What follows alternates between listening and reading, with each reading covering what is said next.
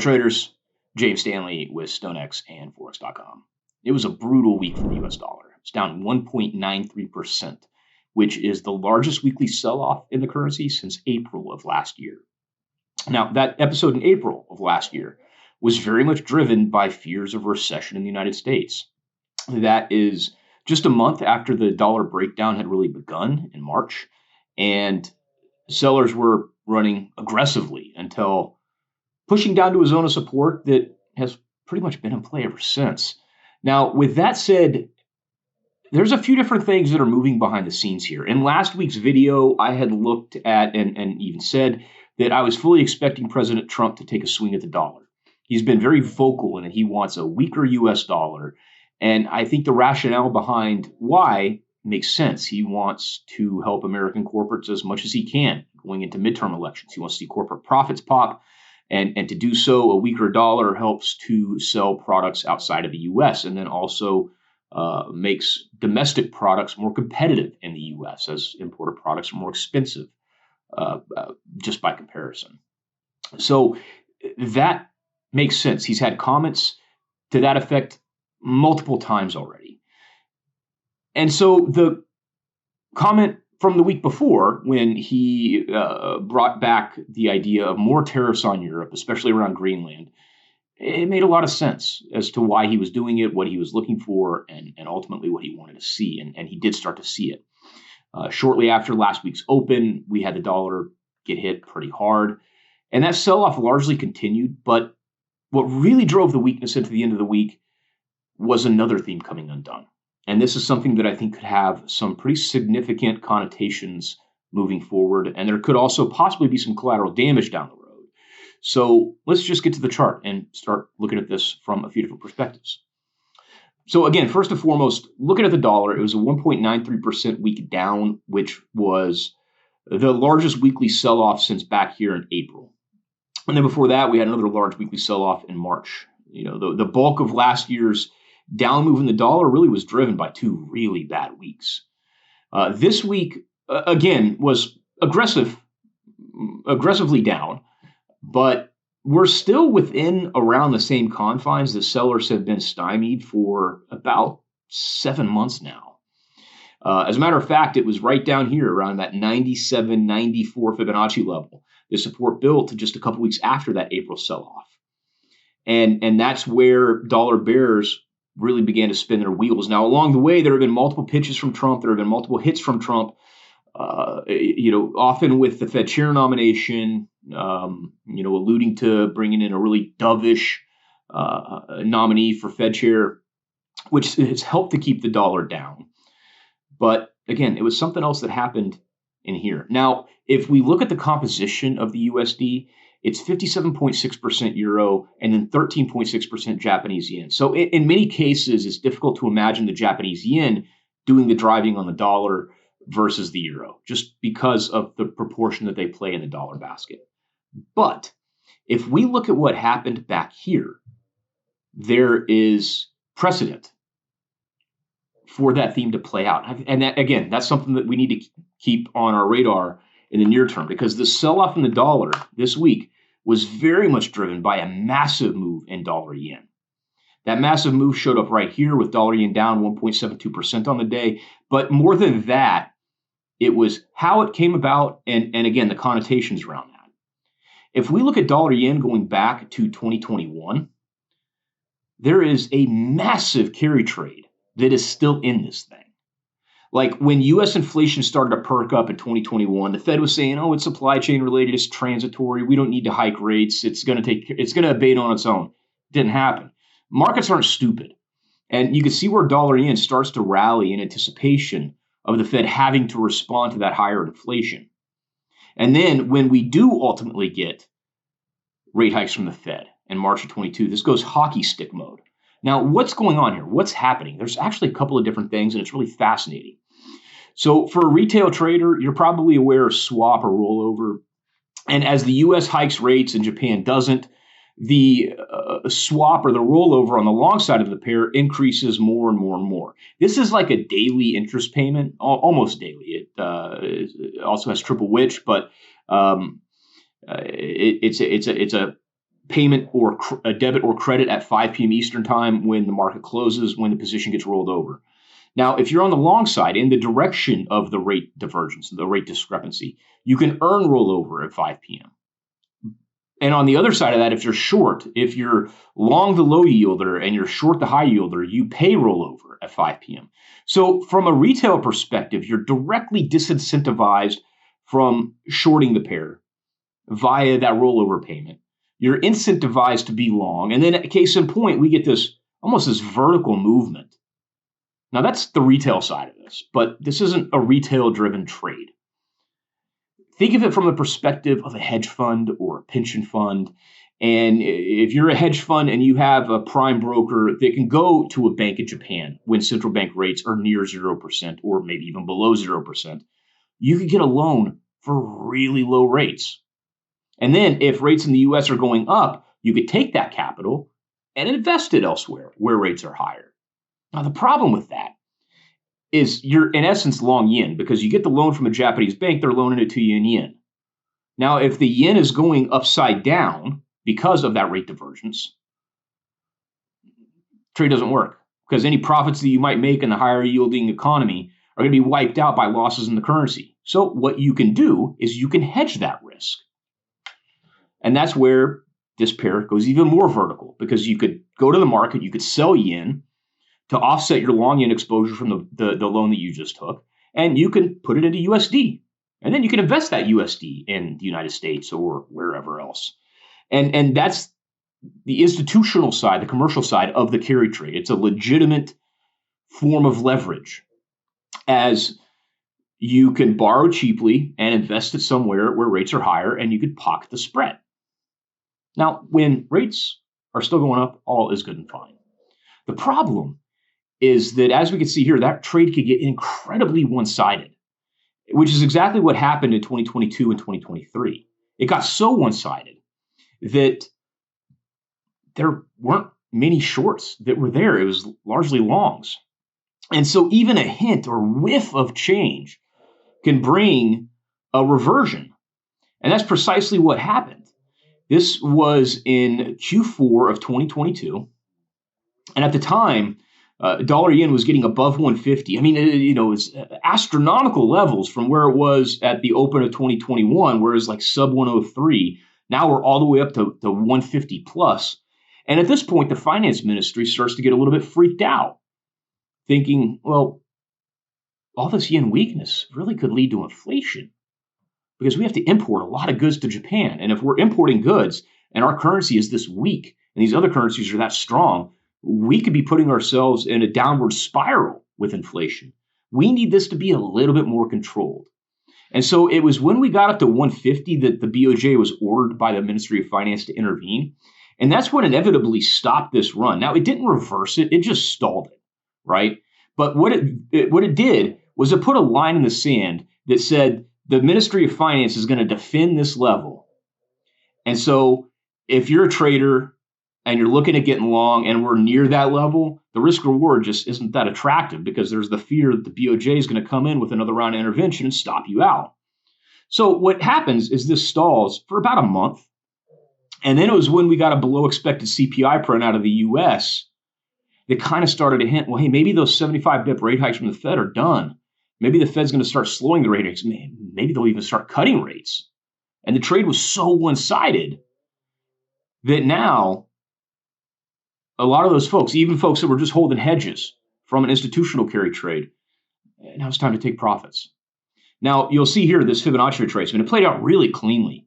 From the 21 to 22 move, it was a clean 50% retracement. It only took like 3 months to retrace 50% of the move that had taken like 21 months to build. But the rate divergence remained. And so as soon as we got down to that 50 fib in mid-January, buyers started to load the boat again. Trend comes right back. We go from like a 127 right back up to that same 150, 195 level. I mean, it was the same level that had held the highs a year earlier. And again, there was that same fear that 150 was the line in the sand. That was the level the BOJ was going to defend. And you can see where the move starts to stall. Again, it's the perceived risk reward behind it. If we're at 151 and we're 95 pips away from that level that that it caught the top the year before. It's a really good area to be getting long, especially if we're like 200 pips, maybe 300 pips away from the prior swing low. Not attractive. Well, lo and behold, that stalls the move. We get another below expected CPI print November 23, and that gives us a pullback. That pullback was just a 23.6% pullback of that prior major move, though. And again, rate divergence remained. Fundamentals in the U.S. remain pretty strong. In Japan, didn't look as though we were going to get a whole lot of near-term rate hikes. That's what led to the 2024 episode. And this is where the plot thickens. This is what matters for today. This is why I'm giving you this whole history lesson. We went right back to 151.95 in March of 24. And notice we stalled again. But what happened here is a pretty interesting market dynamic. Because if you look, we had those two almost perfect swing highs at 151.95. It's well defended twice. There were likely some short positions that were looking to fade that move. And if you're short and you're looking for a defensive 151.95, logically, you put stops above it, right? Well, stops on short positions are buy to cover logic. So if those get popped, that's demand coming into the market. Those are buy orders coming into the market. That's what happened on the morning of April 10th. April 10th was a US CPI print right in here. Came out above expected. And again, that fundamental backdrop in the US, it was rocking and rolling. It did not look like the US was going to be cutting rates anytime soon. So now those stops got run, and it was like almost as if traders were going to challenge the BOJ here. They finally got the temerity to go against the BOJ in a possible intervention. That's what gave us the breakout. That's what gave us the run. That's what gave us the push up to 160, at which point ultimately the Ministry of Finance had to scream uncle. And they did. They intervened right there morning of April 29th.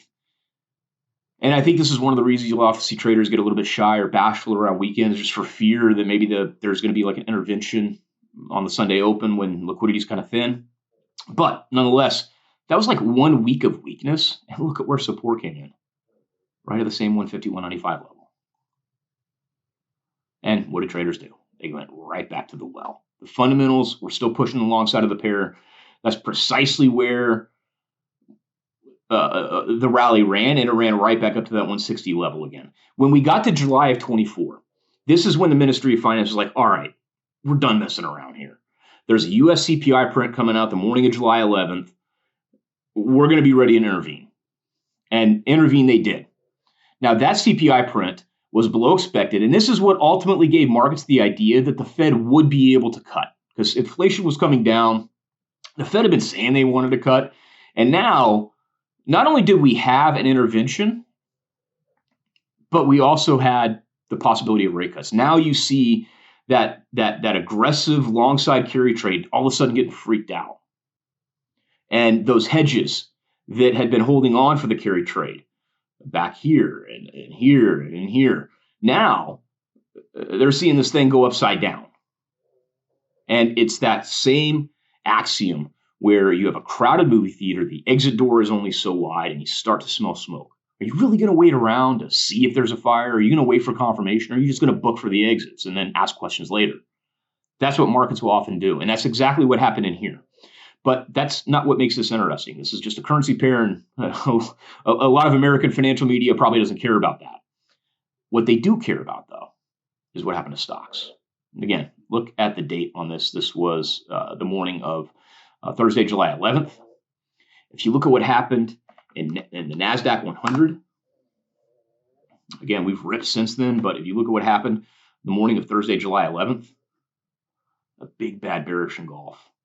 And I think triggered a run that lasted all the way until August 5th. That morning, August 5th, big morning, because if you look at the VIX index, it had its third highest spike ever, went above 60. And is right here. That's the third highest ever spike in the VIX index, rivaled only by COVID and the financial collapse. Pretty big run. And again, that was largely built on the back of fear from the unwind of the Japanese yen carry trade. So what was happening there? Deleveraging. Because when you look at dollar yen, when you look at those institutions, when you look at who is going to Japan to get cheap loans so that they can then invest that capital elsewhere, it's those that are building leverage. And while initially The trade is probably cleanest by going into like US debt or US corporate debt or agency debt. Well, that's probably the cleaner spread trade. Eventually, you get to a point, especially when stocks were rocking for so long, that buying Nvidia might make sense with that capital, or buying Meta or AMD, these other AI names. And that's precisely what happened. We had a global push of leverage on the back of that yen carry trade, and it quickly started to unwind. And then people started to freak out. And if you go back to the summer of 2024, you started to see accusations that the Japanese yen carry trade unwinding was going to upend global markets. And it looked like it was going to for a little bit. That's why we had that spike in VIX. But cooler heads ultimately prevailed. The BOJ backed off of the prospect of more rate hikes. You could see we set this low that same morning, August 5th. We did grind a little bit lower, but that swing low in 2024 established just 2 days ahead of the Fed's start of rate cuts. And then as we had the USD reversal in Q4, dollar yen goes along for the ride. Now, what makes this interesting is this is where we're kind of between a rock and a hard place. Trump wants a weaker USD. This helps him to that end. But if this carry trade unwinds aggressively in a similar manner that it did back here, we could legitimately see stocks come off as that leverage comes out of global risk markets. Again, we're very early stage, but yen carry unwind is something that could have a significant impact on macro markets. And that's something we need to watch for next week. That said, if I'm looking for USD weakness, and this is probably going to sound really boring to many of you, I don't like to go for the excitement. I don't like to go for the market that's pulsing with fear. Instead, I like to go back to structure. Now, the challenge with USD weakness is we've pushed down to a pretty big area of support. So chasing it doesn't make a lot of sense to me. I like the idea of pullbacks, looking for some resistance to play, at which point I can then look for bearish continuation and then a retest of these lows that so far have been pretty rigid. The market that I've been following for USD weakness is the same as I'm still following, and that's cable. This was a setup I looked at last week, looked at it in the webinar in an updated fashion. This one played out beautifully last week. We had the falling wedge going into last weekend, and then we had the breakout and a pullback with higher low support, and that thing rallied big time into the end of this week. And now we're setting very close to fresh 4-month highs. But if I'm looking for bullish structure to match bearish structure in USD, this is the one that I like most. At this point, I'm following support 136, 135.67, 135.68, and then it's that 135 handle that plays pretty big. And 135 there, and then like 135.34 there. If we're going to see that bigger breakdown in the dollar, I think we'd like to see some participation from euro. But again, really tough to chase, given that we're testing a fresh breakout right now, and there's a couple of significant swing highs a little bit higher. There is a bull pin-up formation that gave way this week. We popped above that 118.03 swing high that had played out in December.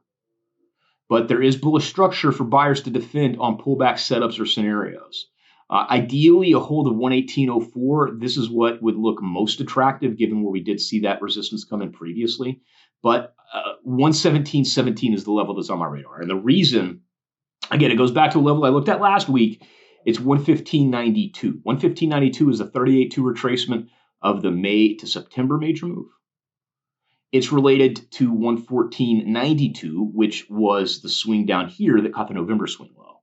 So it tested well here, tested well here. This was the level I looked at in last week's video going into the Monday Open. Notice the euro rallied big time off of that, continued to rally. Well, the 23.6 is that same sequence as that 117.17. So if we do get a deeper pullback, that's the area that I think is really attractive to look for a higher low to play. But even if it goes a little bit deeper, again, it's price action. You got to keep an open book on these types of things. 117.48 is of note. 116.86 is of note. And then even 116.69 can be argued as that set the Thursday swing low before that breakout really took hold. So there's a case here for euro strength as well. Again, those I'm both looking at for USD weakness. For USD strength, the question here is whether or not dollar yen bulls could get back in the driver's seat. It's 1 day of weakness, so I don't want to draw too much into it. The reason I led off with this and went through that history lesson is because if it does break down, it's something that I think could carry dollar trends for a while. And as a case in point, if we look at euro dollar in Q3 of 2024, right in here, there wasn't a lot of great economic data coming out of the Eurozone at the time. It's not like this was a euro-led type of theme. No, the dollar was just getting taken out on that carry trade unwind. And dollar weakness was showing here, as well as dollar yen. So, again, the yen's 13.6% of the DXY basket. The euro is 57.6%. If the yen's doing the driving, it sounds very much like the tail wagging the dog. But this is clear evidence of where that can definitely happen. And so if we are going to see USD stall out at that long-term support and see it give a bit of a bounce, I still like the idea of looking for support here in dollar yen. Now, that said, these supports are a ways away. 154.45 is a level I had worked off of back in December. This is what I looked at going into that BOJ rate hike. A beautiful element of resistance turn support. A little bit lower, 151.95. Sound familiar? Yeah, that's that same level from 2022, 2023, support in 2024. This could come back into the picture. As a matter of fact, it's confluent with this trend line like in early March, which is a ways away. But if we see that grind last for a while, that's a spot to keep into consideration. But when we have these one-sided trades, you're going to get a lot of, I don't want to call them like weak hands because that alludes to the whole diamond hands thing, which is not something I wanted to consider with market structure. But when we have these themes, these long-term themes, you have like a carry trade that's been alive for 4 years, you're going to get those episodes where folks are going to unwind hedges because we get to a theoretical high point, like a 160. It doesn't mean that buyers are done yet. Very much like what we saw to the reaction to that pullback or that pullback or that pullback or that pullback, right? We could get the prospect of change. There could be motivation for some of those carries to unwind. But if I'm looking for dollar strength, this is still the area that I want to do it. And I need to see one of these levels come into play before too long to reopen that door. Now, if you go down shorter term, you'll notice we're getting pretty close to that 155, 154.45 area already. This is the shorter term chart that I've been working off of for a while. 155.54 is a level of note, but that was the same swing low that I was working off of in that BOJ rate decision when they hiked rates back in December. Right, so big down day, you got to respect it, but on the same token, it's one day. You don't want to draw too much into it until you have confirmation that that's what we're seeing. That, my friends, is what I have for next week. That's what I'm looking at in the USD. As always, thank you for your time and happy trading, ladies and gentlemen.